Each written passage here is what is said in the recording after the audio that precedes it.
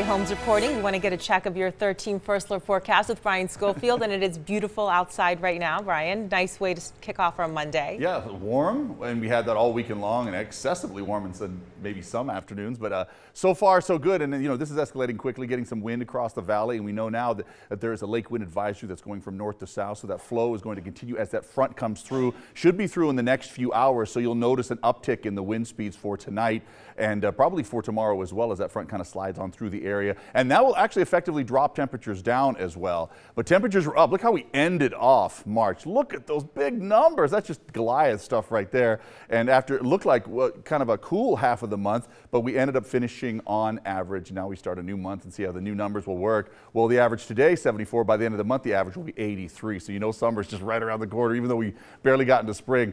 Mulberry, sycamore, pine. Yeah, we're sick of the allergy forecast, that's for sure. So there you go. You have all those going on. Here comes that front right there. That's pretty easily seen. They don't always get so delineated so easily there.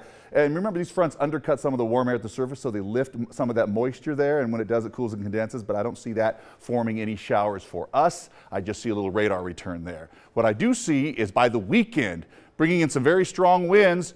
4.01 K race might have a little wind. You might have a little tailwind with that. I hope it's not a headwind. It just depends, I guess, right? And that's for financial literacy put on by Junior Achievement. You should check that out for sure. Overnight lows in the 60s. Afternoon highs get back into the 80s after a quick turn down in the 70s. And they stick with the 80s most of the weekend as well. All right, back to you guys.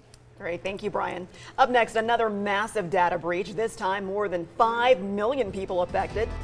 The